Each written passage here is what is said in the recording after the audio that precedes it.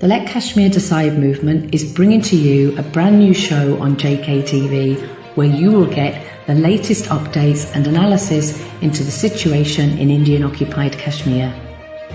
Modi and the Indian government want the world to believe that all is well in Indian-occupied Kashmir, but that is decidedly not the case. Join us and different guests every Thursday for insight into the latest developments in the Kashmiri freedom struggle. Good evening. Welcome to Let Kashmir Decide. Insight into censorship tonight in Indian-occupied Kashmir. It's becoming, of course, of increasing concern. Every message or voice that is trying to come out is being squashed. It's not just in Indian-occupied Kashmir, it's also outside Indian-occupied Kashmir. So we're looking at it in our mainstream media, in Indian-occupied Kashmir and outside, and on social media. And we're aware that people can't even post on their Facebook pages without fear of having their phone checked in Kashmir, and then being issued furs on them, and having to come along to police stations over things like that. Facebook accounts are being closed, and it's of huge concern. How are we to grow a movement, a freedom movement, and stand in solidarity with humanity and people if we are being stopped at every way? This freedom of voice and this freedom of movement is completely unacceptable. So Mary will be joining us a little later in the show, but just now I've got Mizan Raymond with me, so I'll bring him in. Grateful for him tonight for joining us, an activist in the UK. Good evening to you, Mizan. How are you? Claire. How are you doing? You okay? I'm very good, thank you. I've got my solidarity here. Great. Unfortunately, I'm fasting, so I can't have any tea yet. So we'll be breaking fast. I'm so sorry. I shouldn't have said that. No problem. In spirit. Okay. Yeah. So we'll break the fast. Hopefully, Mary will join us. Yeah, Mary will join us shortly, and she can get into the questioning. Perhaps while we're waiting for Mary to arrive, can you tell us a little bit about you, Mizan? Who you are, where you're from, what you do, and your road into political activism, and where you currently are with the activism. Yeah. Thank you. Okay, yeah. So I'm just like a normal campaigner in London. I was born and bred in the UK. I think, to be honest with you, like the politics of the war on terror and just not being educated about what was going on around the world in our via our education systems, these kind of things just left me really, really disillusioned about the system that we are living in. And I remember, like, in my teenage years, I remember feeling like I'm going through some sort of a conveyor belt. It's like, the education system wants to produce, wants to make you in a way that way you can end up with the job, but not really enlightened in regards to what's going on around the world and how the system works. And I just remember feeling this void, by going through the education system. And I think one of the things that really, really just sparked my interest was the start of the Second Intifada and 9/11. I remember those things really, really just sparked an interest in regards to there is things going on around the world, and we're not being we're not being told the truth. And this kind of feeling is still there. It's like I can still access it when I think about it. It's still very raw. And what I decided to do was basically just, I kind of came into the realization that, the system, they're not really going to teach us about what's going on around the world. So you have to independently learn around about what's going on around the world. So I started reading a lot of books, from left-wing perspectives, your Chomsky's, etc. And that kind of really empowered me because I felt as though I was getting the education that I wanted. And obviously, I'm condensing everything down here, but that led me on to political campaigning, obviously campaigning in Palestine, the arms trade, etc. And what got me involved in Kashmir, even though I knew about the Kashmiri issue for a number of years now, I know some young activists or Kashmiri activists themselves.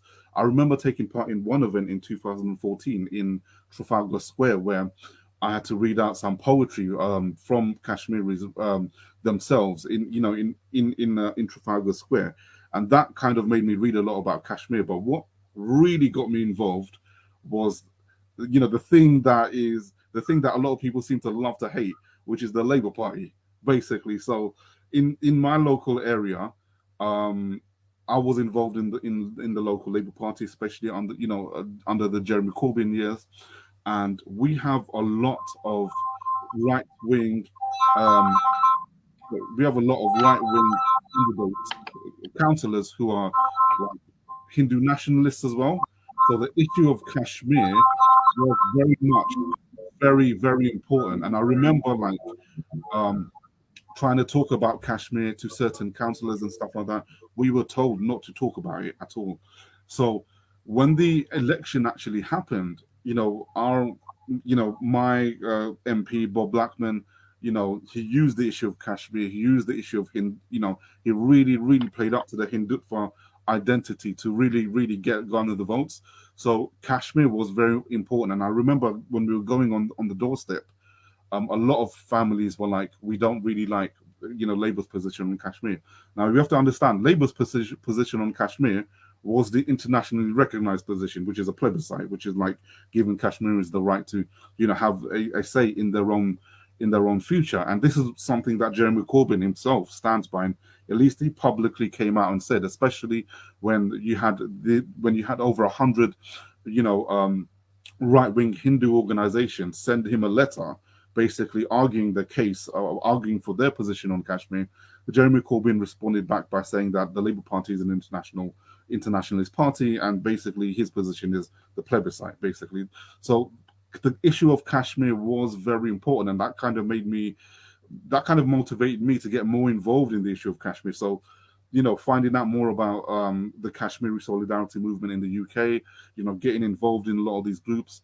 And I think one of the things that, made me see how where the direction that the Indian that the Modi government was taking things in was the actual, taking away the special status of Kashmir in 2019, and seeing the blockdown of communications in Kashmir, in Indian occupied Kashmir, especially where you had people, they couldn't use the landlines and stuff for a long time, for a while. But also, when I was involved in a lot of these groups, one of the things I come to realize is that, especially when it comes to people who come from Kashmir, who have family in Kashmir, hearing stories of their families being raided and stuff like that, that really kind of, motivated me even more. And obviously that's via those circles. That's how I got to find out about you, Claire. So, and about Let Kashmir Decide. So the thing is that's a kind of like really, I'm kind of giving you a shortened version of how I got involved in this and where we are today. But, it's a very important issue. And I think when it comes to the issue of Kashmir, and especially the issue of the Modi regime, they are learning a lot from other kind of states. So, for example, the Israeli state, they're learning a lot in terms of how to respond to criticism. And one of the things I think is very important is that under the Corbyn years, we had the opportunity to elect a leader who was very much with the Palestinian people. He was branded an anti-Semite by a whole host of organizations, and I think that's what the Modi government is learning from that, because now what happened was under the Corbyn years, especially on his view on Kashmir, the Labour Party was seen as anti-Hindu, and this was actually promoted by Bob Blackman, and you had a host of these kind of pro-Israeli organizations promoting the same thing as well, like the Labour Party is a Hindu-phobic party, etc., etc. So again, there is this fusion, that there is this connection there where they're learning from one another, and I think if it's not good, it's very dangerous. And it is, isn't it? It's about them spinning their narratives. I mean, one of the things I've learned in my, campaigning, and very much like you, it's from the heart, and therefore you go looking for where you can and you see the blocks. And I think you've covered it really well. One of the things I've learned is that India, as a country, they don't like to be perceived as bad. They're actually quite fragile in their ego. They want to be seen as good. And I can see that as a little bit of a chink in their armor, because it's a country that wants to be seen good. That's an angle for us to try and go in, because as we've said before, we're not anti anybody, Yeah, just pro Kashmiris, pro Palestinians, for their freedom, for what the people want. I think the frustration, isn't it, in Indian occupied Kashmir, is that so much atrocities, so many abuses going on. It's like you say, when you yeah, draw it individual story, you bring yeah, it down to the one person, it's heartbreaking. And yeah, then what we're seeing then is, the censorship on Indian occupied Kashmir right now with the journalists and things like yeah. that. So that's what we're kind of wanting to look at tonight and discuss. So for the first question and insight into that, what are you aware of, Mizan, that's happening in Indian occupied Kashmir with the journalists just now, or human rights, or anybody that's trying to raise their voice? Well, in any occupied situation, it's very difficult to get information out. Um, you know, even though it's a bit more harder now, let's not forget, even before the removal of the special status, it was still kind of difficult to get information out in regards to what is going on in Kashmir. Obviously, now you have the issue of journalists. Basically, people like Sajjad Shah and other people who basically are trying to do some reporting on Kashmir on the ground level, and basically they are being harassed by police. They are being questioned. The houses are being raided, and this is very important because one thing we have to understand is that when you want to maintain an occupation, information, especially about critical information from the grassroots, this is something that you don't want to come out, and you don't want the international community to be educated upon, because the people who know what it's like to live under your occupation are those people under your control. So, when it comes to the Kashmiris in Indian occupied Kashmir, any information about their lived experiences and any information about their opinion, and information about what they think, that kind of serves to actually break the narrative that the occupier is trying to maintain and uphold.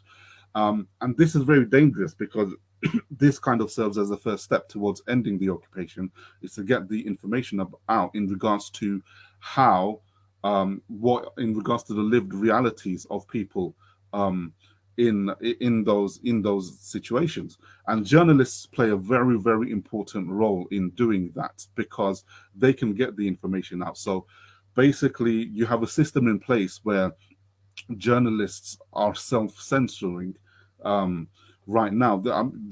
It was very difficult for that to be done before, but now it's made even more difficult due to the removal of the special status, and also the crackdown of the Modi regime in Indian occupied Kashmir, where you have people being raided by police, questioned by police, harassed, even sometimes fear of physical threats, physical assaults, and all these kind of things. Family members as well being targeted, and all these kind of things. These serve to actually really ensure that there's a kind of a mechanism of self censorship, because these stories about what's going on the grassroots level, and it doesn't have to be anything related to Kashmir, but anything that's happening on the grassroots level in Kashmir is not really reported on. You have stories of journalists basically stopping, not writing on certain angles, on certain pieces, because they're afraid about what's going to happen. And also, let's not forget about the financial situation as well. Living in an occupied territory, when it comes to journalism, at the end of the day, journalism is a business as well, and therefore the finances really, or the lack of finances, really cause an additional strain and cause they can impact on one's mental health, because at the end of the day, journalists, they have to pay the bills. When it comes to media organizations, they need finances to run. And one of the things that the Indian government has done is to make sure that when it comes to the finances of a media company in Kashmir, they're kind of reliant on government advertising.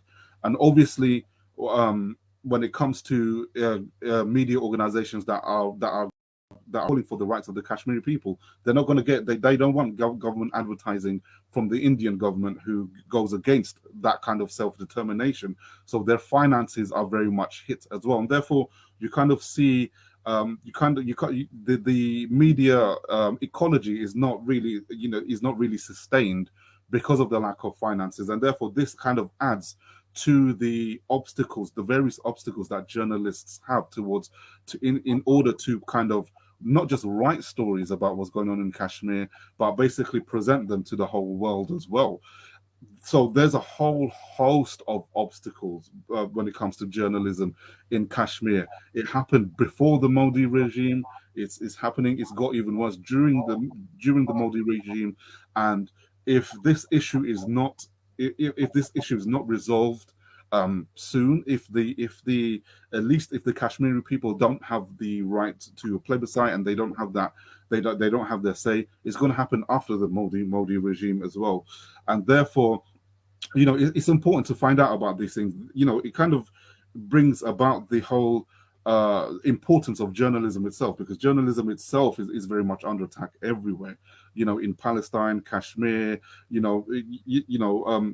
going back to, for example, Al Jazeera, for example, when you had Al Jazeera doing their reporting on Iraq, for example, their headquarters was bombed. So, all these kind of things. Journalism is very much important, but it's not just just about those companies reporting within conflict zones as well. When you have people from outside trying to create more awareness about what's going on, you have their Facebooks targeted, you have their profiles closed down, you have their links removed, but also you have the fact that when you have events that happen outside of the conflict zone. So, for example, I remember attending an event in SOAS on the issue of Indian Kashmir. You have pro right-wing Hindu organizations and individuals come and sabotage the whole event and these kind of things. So, there's an attack from within and outside as well, which we need to challenge. And one of the things that we can do and we should continue to do is to continue to create more awareness, continue to talk about it, continue to host these events and host these shows online to ensure that the narrative of Kashmir still goes on, and basically that they won't win, basically, because by absolutely. Yeah, well said. And we can save some of that discussion for the end into how we can go forward. Good evening to you, Mary. How are you? Hi, Mary. Oh, you're on mute. Sorry, that's my fault. Hang on. The time mixed up because we have daylight savings time. Right. So I thought I had another hour. I'm sorry. Oh, you're looking very fresh and awake, Mary. It's lovely to see you. You've got a cheer to my day. Good to meet you, Mary. Yeah. Lovely to meet you. Yeah.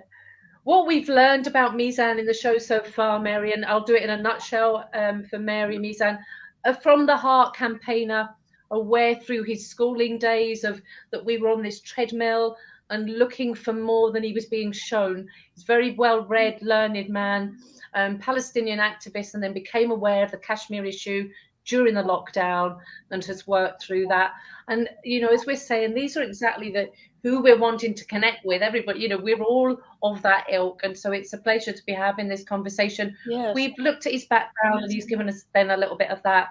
And the first question we were exploring was the media in Kashmir. Mary, could you give us a little bit of an update, please, on the current journalists in jail and the FERS and what are against them? And then perhaps forward, if you take the discussion forward with Mizan, I think we could look deeper at the second question you had lined up, Mary, I think around Facebook or YouTube or things like that, where we are challenged. Well, what I'm observing is that beside these very prominent arrests like Sajjad Gul and Fahad Shah, I noticed that journalists are outside the country. Those prominent journalists who would be targeted, who would be arrested, who would be jailed, many of them have left the country, I think advisedly. Why would you stick around waiting for them to stick you in one of their jails in India when you should leave the country and you could still do work in some regard? It's not that easy. Even of them have furs on their head, don't they? Yeah, some really good journalists, and they're hidden into ground, really.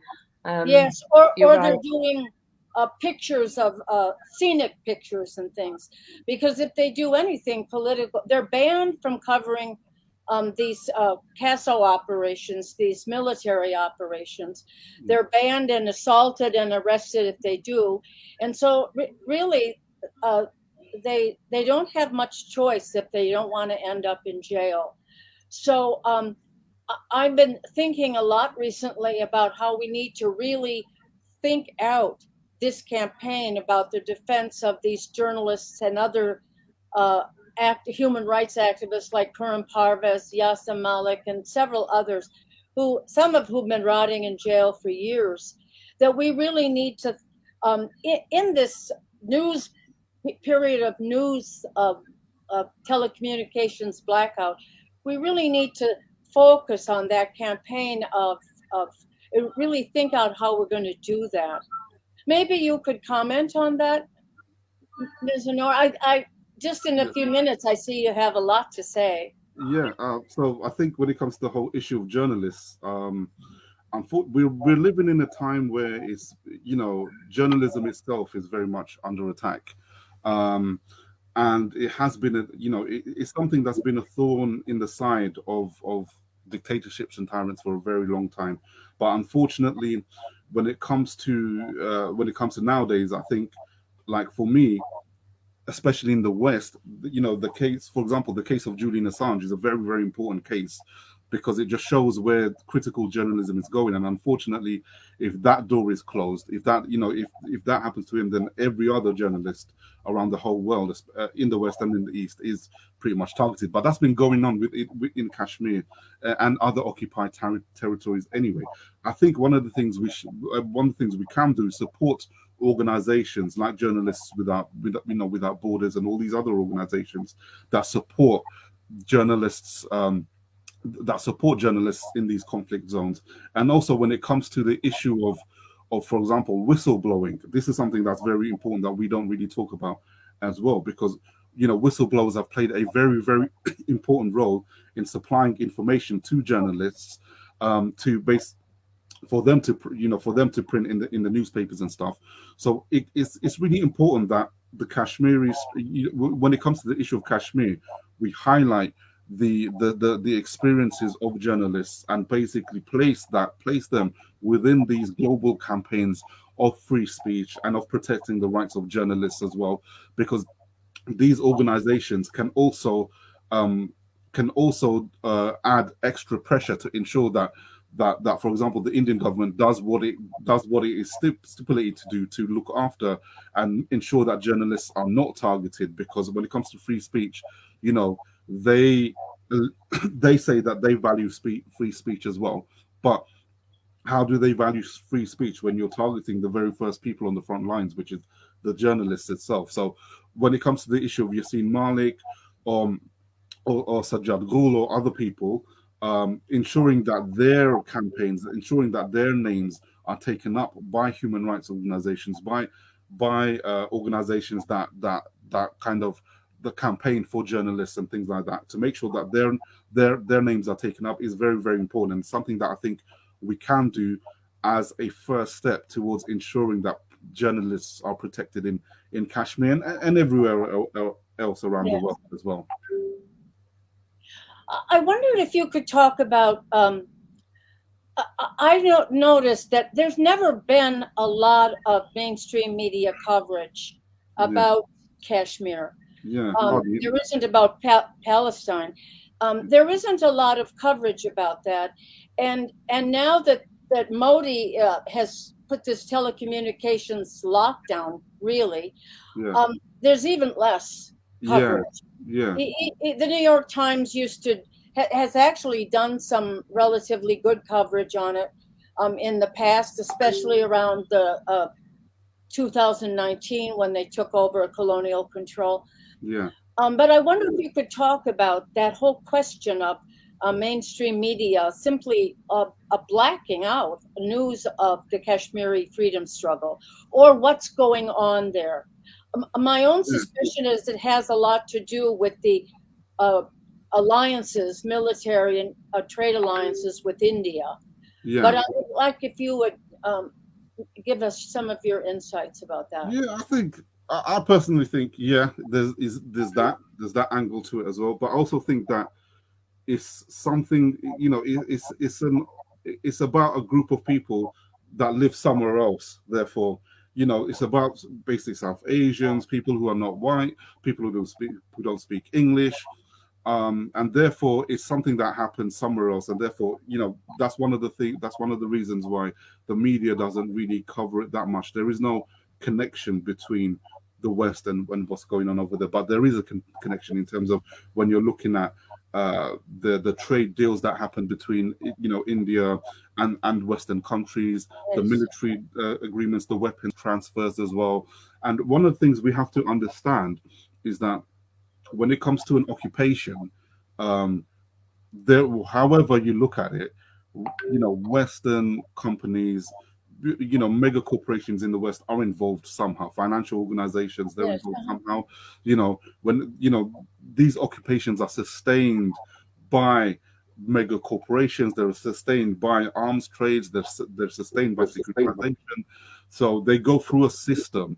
They go through the global system, and therefore there is this symbiotic relationship between the West, and that part of the world. But I do think that the reason why it's not one of the reasons why it's not covered is because when it comes to the people that are being occupied, they're not white, they're not English speaking, and they're not near us in any way, and therefore the media doesn't really cover it that much. Whereas if you look at what happened in Ukraine, not only does the media cover it, but our government is giving away £350 to anyone that kind of takes in a Ukrainian refugee. So Yes. there's a night and day difference. But along with that, there is this whole issue about the fact that there's a lot of organizations that are working in cahoots with one another, and India, when it comes to its occupation of Indian occupied Kashmir, it does look towards other states. It does look towards other states to see what they do. So, for example, Israel and other countries as well. So that is very, very important. Unfortunately, when it comes to the system of occupation, we all know it's wrong. We all know occupying other people is wrong. On the international stage, at least there is this verbal understanding that occupying people is wrong. Unfortunately, that's not really what's in practice, and that's not really what And when it comes to the role of the media, by not covering the stories, and not just not covering the stories, but not giving the context behind these stories, they are playing a role in maintaining these occupations as well. So therefore, the media does have a role, and the global media is fused in with these same multinational corporations that are sustaining these occupations. So therefore, there is an interest in not covering certain occupations and covering other occupations. But unfortunately, when it comes to the issue of Kashmir, there are these issues, but also at the same time, this is in relation to a people who don't speak English, who are not white, who are not European, who are not the Western people, and therefore it's sort of in terms of a racial, when it comes to the issue of racism, it's not really of the interest of the Western media to actually cover what's going on in Kashmir.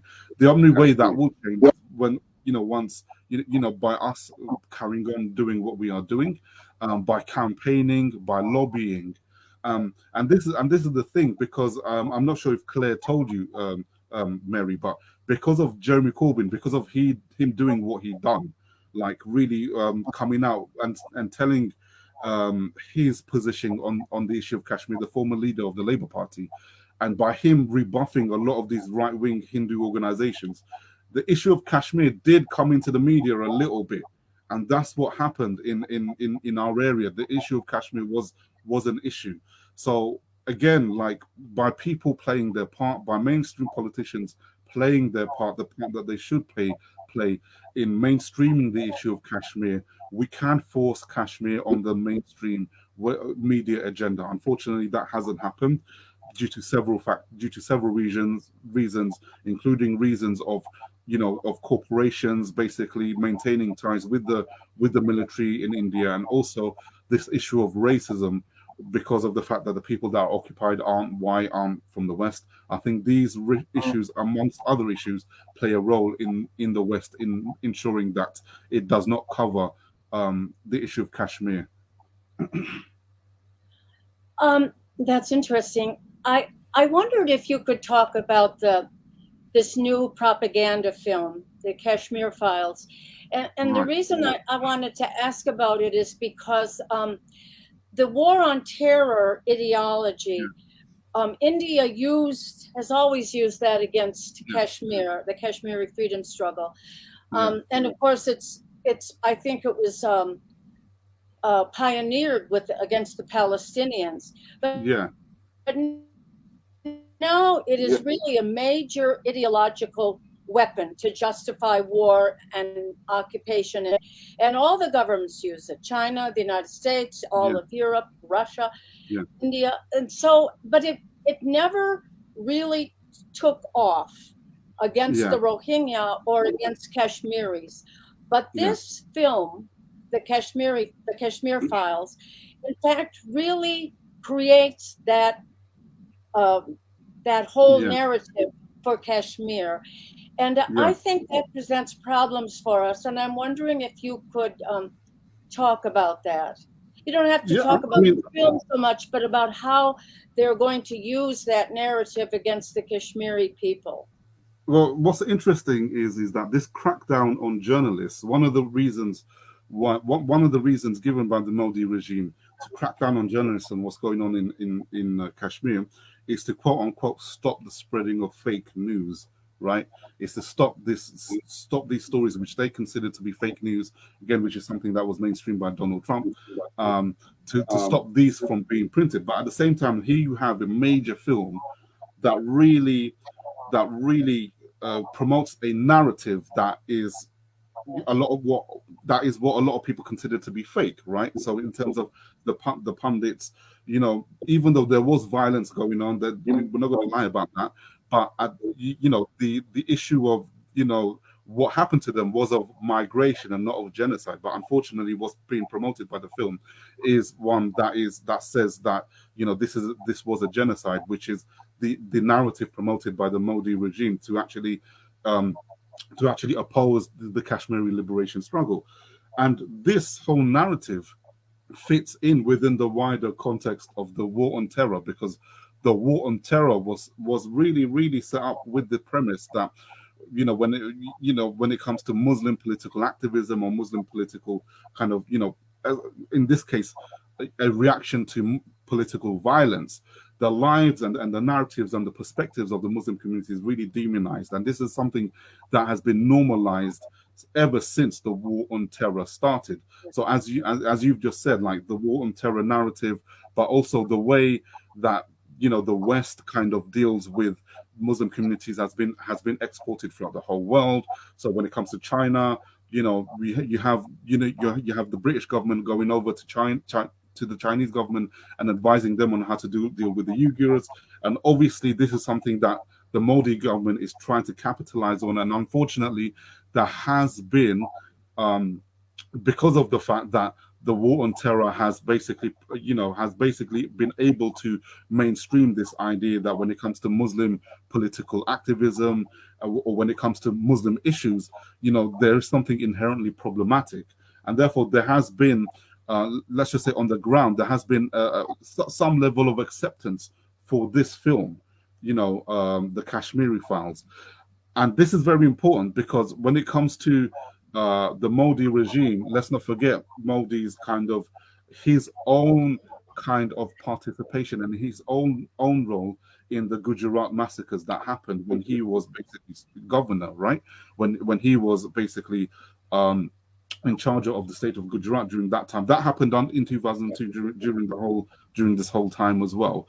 And therefore, the issue of the Kashmiri Files, kind of the narrative of it sits within this whole perspective of the war on terror, that there's something inherently problematic about Muslim communities, and Muslim lives are valued less. And therefore, it kind of sits within this whole Islamophobic industry. But unfortunately, now what's happening is that you have a whole mainstream media, the Bollywood industry, which is a huge industry involved in this whole Yes. issue now, and you have not just the industry, but you now have, let's just say, actors coming out saying that they support the Kashmiri files. They believe the same thing as well. But it's not much of a surprise, because this kind of reminded me of what I think there were quite a few kind of actors involved in the Bollywood industry who have made comments in the past about, you know, what they believe to be kind of Indian nationalism and their kind of Hindutva kind of ideologies, which showed that there is some form of there are some Islamophobic ideas that they themselves harbored, but they did not have the opportunity to say, and until right now. So this is the thing. You have this whole when it comes to the war on terror, it kind of legitimized, you know, anti-Muslim sentiment, anti-Muslim feelings, but also anti-Muslim power structures that really gave rise and created a fertile hotbed for kind of films like the Kashmir Files to basically find a foundation on and find some support from. And unfortunately, this is not just in India, but in the West. You have the UAE actually giving the green light to the Kashmir Files as well. Can I jump in there, Mizan, because I'm mindful of the time and I know you need to leave us in 3 minutes. I want to just pull up there, you know, you're right, there's a couple of comments somebody's made on the screen that I don't think are really very helpful. I think the people, you can't just say that British people are inherently racist. That's the wrong thing to say, because you know, my background, my family weren't racist.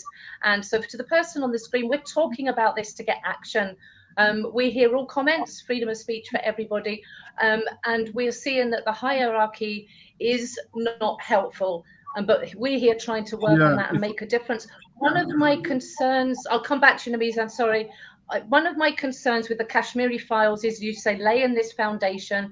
One of the big foundation concerns, you see Malik starts his trial, I think it's the 18th of April. And, you know, the fear is they're using this film for their pity, for their, you know, to get that hatred, so that when you see Malik comes for trial, they're more justified in the world's eyes. And that's just one example. So it's really important, you know, we know we've got our own ground to see Malik's signature campaign. That's why we're talking to share news like this. Anybody can get on the ground with that signature campaign. It's on Let Kashmir Decide website. Mizan himself hosted a program on political prisoners in Kashmir. That work is still out there, and we're needing support of people around the world. So if you're here just listening, then you also can please act. So Mizan, sorry to put that back to you. You wanted to say something. Yeah, I just want to quickly say, so that question, we were not saying that, obviously, we're not saying anything in relation to Western people being racist. What we were saying was that the media, the mainstream media, I think one of the reasons is that it has no interest in covering the issue of Kashmir, you know, properly, because of not because of the fact that it has connections with organizations that have an interest in. No, it's something somebody said on the screen, Mizan. It's in the comments. Yeah. It's not yours. Yeah, it's not your comments. It was somebody else. I want to make it clear to that person. The reason why I said what I said is because one of the reasons is because the media is connected to organizations that have an interest in occupations, especially in Indian occupied Kashmir.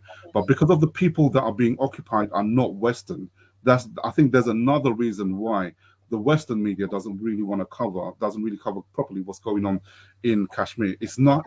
I'm not saying that Western people are racist, they're not, but the system itself has no interest in it because of these factors and other factors as well. So I hope that clarifies a lot of things. Yeah. Yes. Do you know what I think I would like to do? If this is a good say that there's racism. I think, Mary, what I would like to do, we need to let Mizan go, but I would quite like to. Mizan, are you free in a fortnight to do a part 2 with this, and we'll take this on further? Yes. Because there's still the dipping into the SODIA and the resolutions and where we can go with that.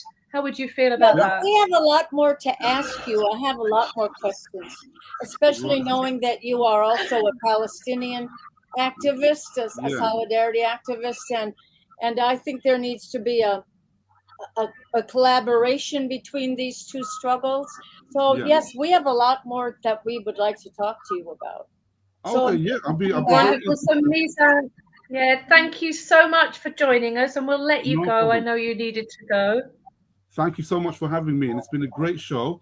I'm definitely looking forward to working with you guys in the future. Claire, I'll work with you anyway, so that's great. Thank you so much. Looking Yeah, we'll forward see to you part 2. same time in 2 weeks.